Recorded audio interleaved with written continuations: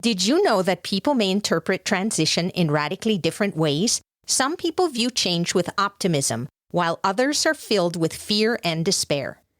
Hello, action taker. Welcome to Live Blissed Out, a podcast where I have inspirational and informational conversations with business owners and subject matter experts to help you get the scoop on a variety of topics. Tired of hesitating or making decisions without having the big picture? Want to be in the know? Then this is the place to go. I'm your host, Marissa Houston, helping you achieve bliss through awareness and action. So let's get to it. In this episode, Taylor Short dives into how to deal with constant transition and change in your job and in your life. We all know that change is always happening, but how can you start to feel more empowered during times of uncertainty? And how do we transition yet again back to normal or anew? Taylor is CEO of Harmonius Return. She is a job reset coach and consultant, as well as author of Reset Your Relationship to Your Job. She helps her clients move from feeling exhausted and overwhelmed to energized and fulfilled without leaving their job.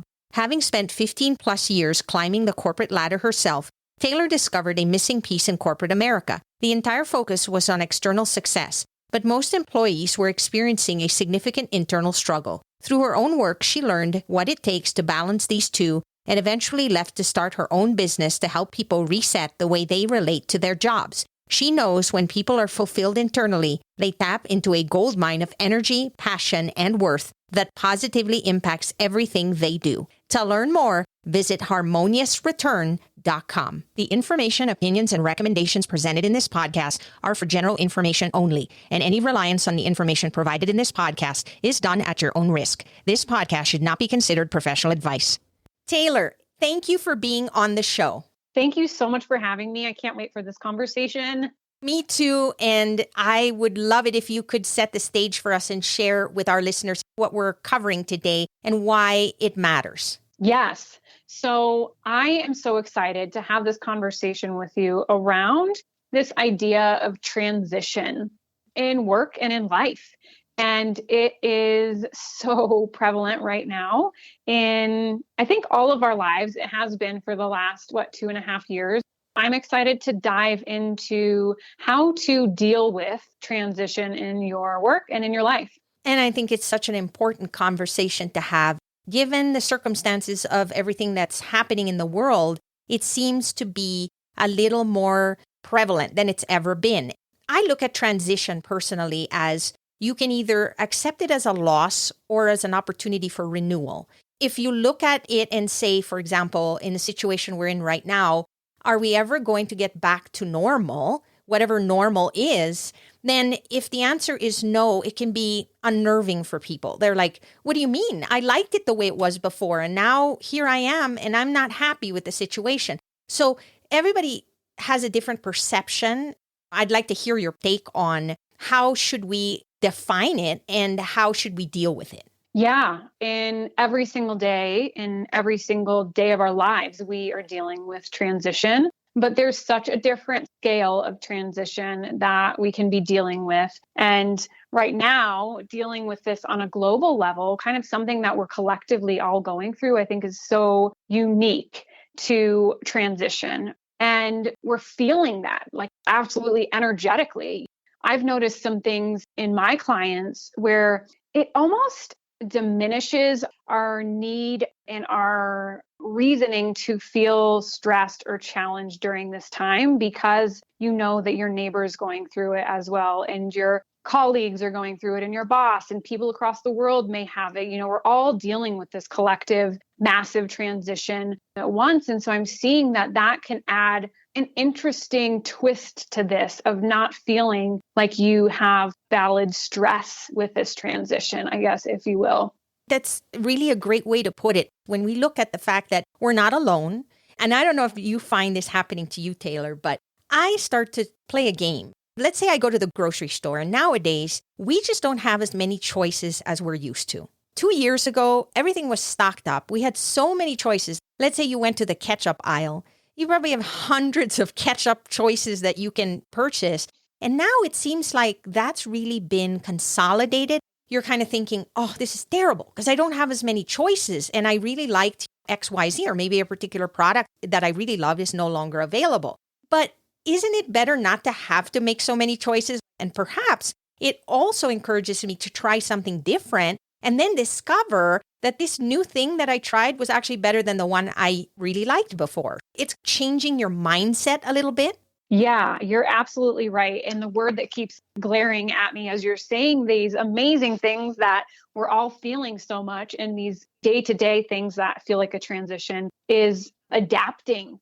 I use a lot of nature in the work that I do. And so I think about how species have had to adapt. Like, here's the situation. So how are you going to change? And I think mindset is so huge in that. We can choose to see it as fighting the old.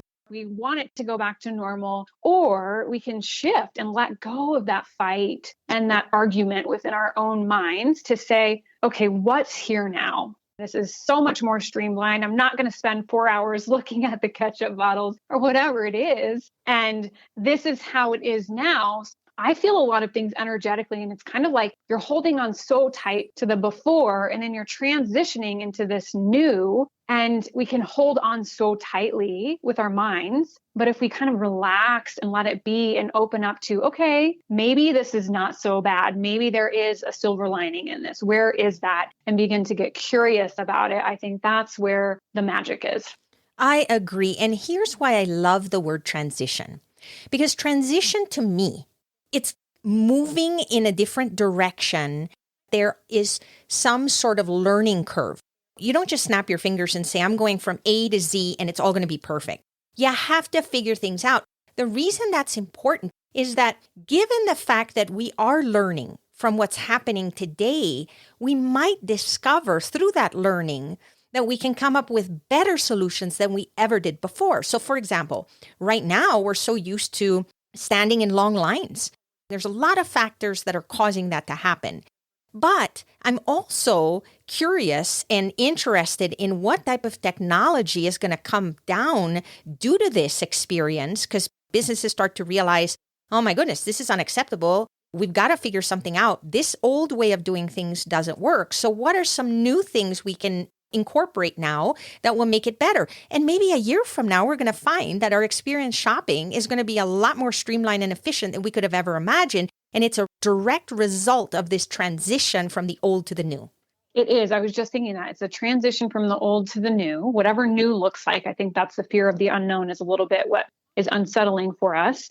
What you're talking about on a bigger scale in the work that I do with people in jobs is this great reset or the great resignation that we've heard. And really that transition period is so necessary. That key word that you pulled out, the learning of what needs to be shifted from the old in order to serve us in this new adapted way of the new. So for example, in this great resignation, we're seeing that the old way of working does not work for the majority. When you have 90% of our population looking at transitioning into a new career, you have to start to wonder, why is this transition happening? And really, there's so many different reasons. One of the reasons that I'll pull out is people want flexibility. They were able to see, I can work from home part-time or some of the time, all the time, remotely. And some people are realizing that that really elevated their work and their lives. And so now we're figuring out, okay, what's this new way going to be? And you're exactly right. It has to go back to the learning of, okay, how is this going to work best for companies? How is this going to work best for the employees and the whole? But it does kind of feel sticky in the middle, right? While we're figuring that out. It's never perfect. As you're figuring things out, you realize that there are going to be benefits to working at the office versus working at home. That goes both ways. But there are so many positives, and we have so much technology now that enables us to benefit from those positives. Think about how much an individual save on just travel time and fuel. That money goes back in their pockets, and they're not having to dedicate an hour, 2 hours, whatever it may be, just being in the car. Now, obviously, in the past, we could still do things in the car, but there's no need for it in a lot of situations. That being said, we also acknowledge that there are jobs that are not flexible that way.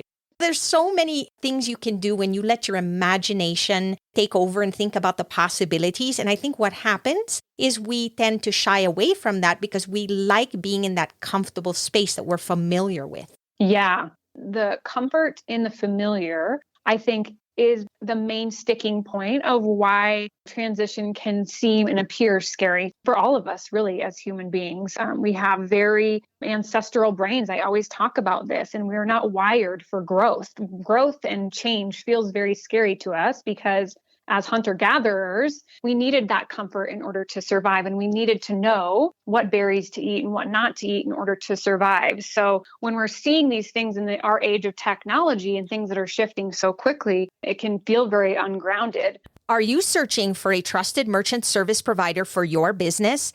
SG Associates LLC is your partner for quality payment and merchant service solutions. With over 15 years of experience in credit card processing, SG Associates offers merchants the best pricing, products, and customer service available from a payment and solution service provider. Their number one goal is to save their merchants as much as possible on their credit card processing fees. To learn how they can help you, call 1-800-455-5211 or visit sg-associatesllc.com.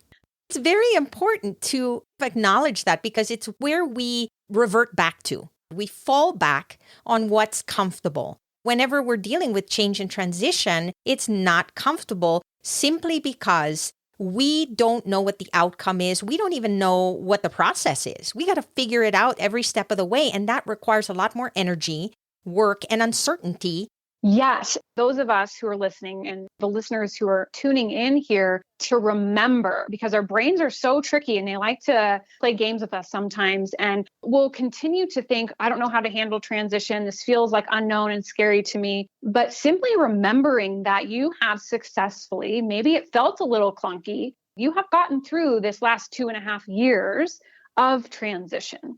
And so tapping into that, remembering of, okay, I can do this. I have been doing this successfully, right? I'm still here. I figured out ways to adapt that work for me is so important because our brains can continue to trick us and remind us that we don't know how to handle it when in all actuality, you've got 2.5 years of experience with this already. I love where you're going with this, Taylor. I think it's so important to reflect. Even ask yourself the question, and I don't care how often you want to do it. There's no rules. It's whatever you're comfortable with. But let's say every quarter, you take a step back and ask yourself, what have I done differently? And how has that worked out for me? It's incredible how we as humans evolve and we turn into, I like to think, better versions of ourselves as long as we put in the effort to do that, because you can go the other way. When we grow as individuals, when we learn something new, and we make these shifts in our lives, we'll find that we look back at ourselves and we realize that we've really improved and grown. And I think it's important to remember that because in order to do that, you have to get uncomfortable. Absolutely. When you were saying, we can go the other way sometimes, I believe that those are the people who do get sucked into the comfortable, right? Maybe a few times you'll see people who have challenge themselves to get out of their comfort zone and it not work out. But I think for the majority of the time, you'll often hear from people that the greatest thing that has happened to them in their lives is also their greatest risk and really stepping out to be true to yourself. So I totally agree with that. Is doing that reflection is so important to remember all of the work that you've already done to become who you are today. Yeah, because if you're not growing, you're stagnant. That's the bottom line. You're just sitting there and you wonder, what is the point? Because I think we're built to want to achieve, to want to do things. And it could be in anything. It doesn't have to be in business when you think about it. When you make a decision to get married or have a baby or take a trip or make these major decisions in your life, that all requires some sort of transition because you likely have not experienced whatever it is you're going to set out to do. Yeah, you're exactly right. And then I'm going to take it even deeper. And something that I've been leaning into a little bit more is that the growth actually comes in the transitions and how you handle those. It's not about when you fall back. We do. How do you bounce back from that? We're human. We are always going to make mistakes. That's how we learn. That's how we grow. And so it's more about in those transitions, how do you pick yourself back up as you continue to move into the new? Yeah, and it could even be something super fun. Like, let's say you took a trip and it didn't turn out exactly the way you anticipated. Maybe the room got scheduled at the wrong date and you got to the hotel and now they're telling you don't have a reservation or your flight got canceled. But you don't remember those moments as much. Most people won't say, well, because there were a few hiccups along the way, I'm never going to travel again, because that's just part of the journey. Yeah, it's interesting too with travel because I think we all kind of expect to have hiccups and things that don't go as planned. So maybe we have that planned flexibility, right? Sometimes it's like when things take the rug from under our feet, it's more of like, okay, now what? Now I wasn't planning for this. So now what do I do? Exactly. And to your point, because it's travel and it's personal, we tend to realize that, it's going to be a little bit bumpy every once in a while. It's just how things work out. And I'm willing to deal with it because I want what it can offer me. Whatever that is, it's an adventure. I get to meet new people. I get to see other countries and cultures. I get to try different foods, whatever that end goal is. But for some reason, I find that people don't look at business and their general life from that perspective. It's almost like they separate the two. It's so interesting. We talk about work-life balance, right? Like it is very separate. And that's just not the fact. I mean, we cannot compartmentalize as human beings. We have so many different hats that we show up with. I always talk about if you have a death in the family or a close friend or someone really is suffering, in your immediate circle, you don't show up to work, whether that's logging in from your computer or commuting to an office, and then you just put this beside you, like you're showing up as your whole person who has that grief with you as well. And yeah, maybe we think we're separate, but we are not. Yeah, I think it's interesting how in our minds we separate it, but there really is no separation. Work and life are combined. And in some cases, some people live to work and vice versa. Everybody's in their own stage in life of what matters to them, where they want to spend their time. It's all personal. It's all different. Yeah, it is. It's all interconnected. I think that's kind of what I'm trying to help everyone out there who's kind of struggling with transition. And what can I do about it, right? I understand that we're always in transition and things are happening. It is individually unique, but I think at the end of the day, if you can really focus, I love to bring in nature analogies and I love bringing in just the image of a tree. And it doesn't matter if it's a Christmas tree, a palm tree, and beautiful oak tree, whatever tree pops into your mind. And you think about how a tree survives. So when it's a little sapling, it's going to start to grow those roots. And the roots are actually beginning to grow deeper into the earth than it is in height. And really, we all know, just knowing how trees live and thrive, that tree is not going to survive unless those roots are so deep into the soil because it has to prepare for the weather, for the things that are coming up. This analogy for you guys is we can't control the storm. And this transition can feel like a storm that maybe picks up every once in a while and then eases off. Or maybe it whips in one day and then it's really calm the other. But the fact of the matter is we have no control over that. You have no control over the transition period and how big that storm or that weather could come into be. But what you can do is really focus on nourishing your roots. And we do that by doing the things that fills you up. So it's going to look completely different for all of us, but exactly as I'm saying this, what those things are. Maybe it's having a deep conversation with one of the people you love most in this world. Maybe it's going out dancing. Maybe it's eating nourishing food, reading an amazing book. What are those things that really fill you up? Because that's going to grow your roots deeper so that in those winds of transition, you kind of just sway and you're not being uprooted. You're not breaking your branches. You're able to move with it rather than against it. I love that analogy. I was visualizing it as you were saying everything. It made so much sense. It's really about painting your own canvas, figuring out how you want it to look like and what you want to do and what's required to get to where you want to go. And then realize that it's going to be a little bit bumpy, especially in the beginning when you haven't figured it out, but it'll get better. And then you'll look back and appreciate that you took that jump, that you embraced the change, because that's really part of what life is all about.